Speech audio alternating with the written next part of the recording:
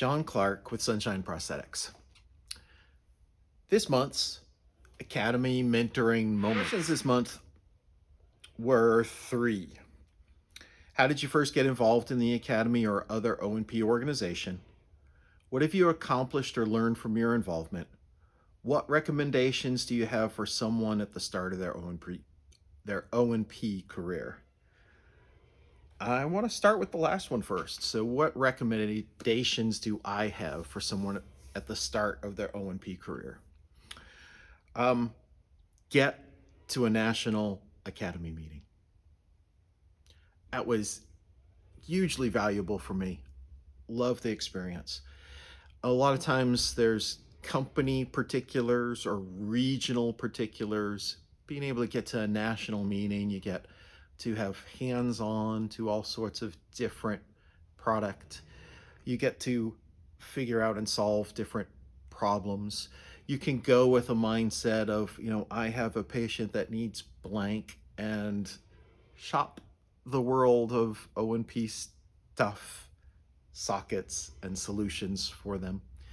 And so really, I absolutely, I'm telling you, get to a national academy meeting. Now, there's some challenges with this. Yes, it's expensive, but it doesn't matter. So if there's nothing close, couple things to keep in mind. I have always campaigned for my newly credentialed people to get to an academy meeting, and I think I've always managed to make that happen too. Now, the reason why I say newly credentialed is because in the context of a business or any type of O&P organization, the expense seems less if you are getting continuing education credit. But I would tell you, if the business you're working for doesn't pay for that, you still should budget and plan to do it. And if they don't pay for it, heck, do it before you get your credentials. So I do think it's hugely valuable. Now, other organizations, I'd encourage you to be a part of your state academy meeting. And might not be the type of thing that you need to be showing up every year, but to be a part of that organization, to be connected with those people, to understand, these are my professional colleagues. Sometimes our field is not the most cordial. And finding people at a state and local level that do look at this as, yeah, you are my professional colleague, and building relationships with those folks just really matters.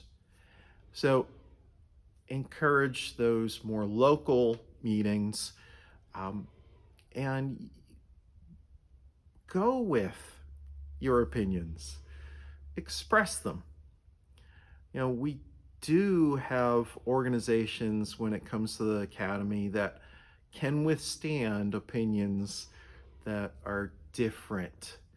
And I encourage you to be a part of the conversation. Part of the reason why I mention that is I'm in the minority in our field.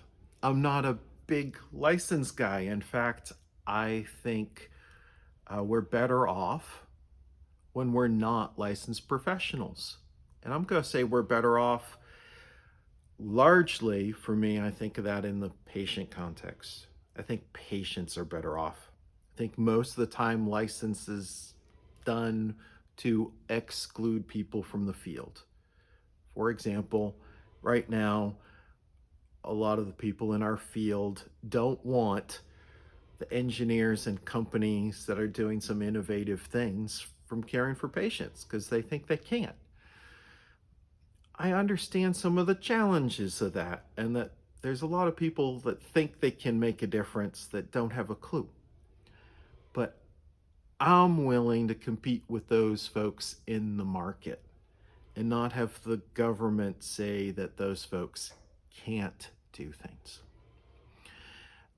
But I want you to know that I have um, always been, I'm going to say, warmly and cordially received when I express opinions that might be against the majority in our organization. And so, um,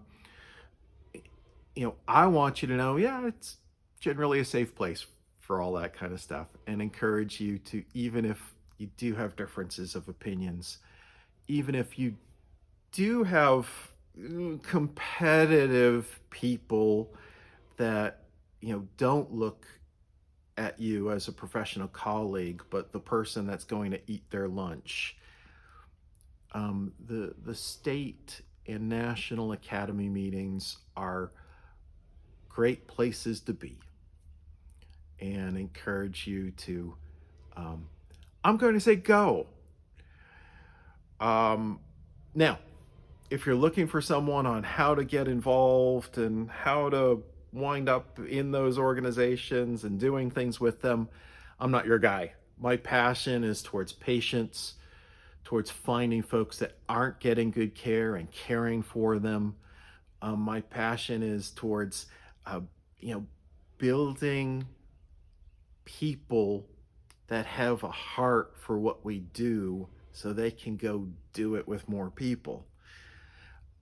But I can completely understand the desire to be a part of those things, but I'm just going to refer you somewhere else if you want to know pathway towards those types of things. One last thing that I'm going to include in this, because I want you to know on the front end, not be surprised on the back end. You've heard me talk about the academy meeting, and I'm exclusively going to recommend that. And that's just because I think it's the best, but also because some of the meetings that involve more from the manufacturers and DME and other parts and parties to O&P care, there's some things that happen at that level where, frankly, they obstruct care for patients. And it's not something you got to be super concerned about, but I want you to not be surprised if you're dealing with some of those other organizations and you discover it's like, oh, I thought everybody had the patient's interest in mind. And it turns out that wasn't the case. So get yourself to academy meetings, do the national ones, find the state ones, and when you've done that, then branch out and venture into other things. Wish you well.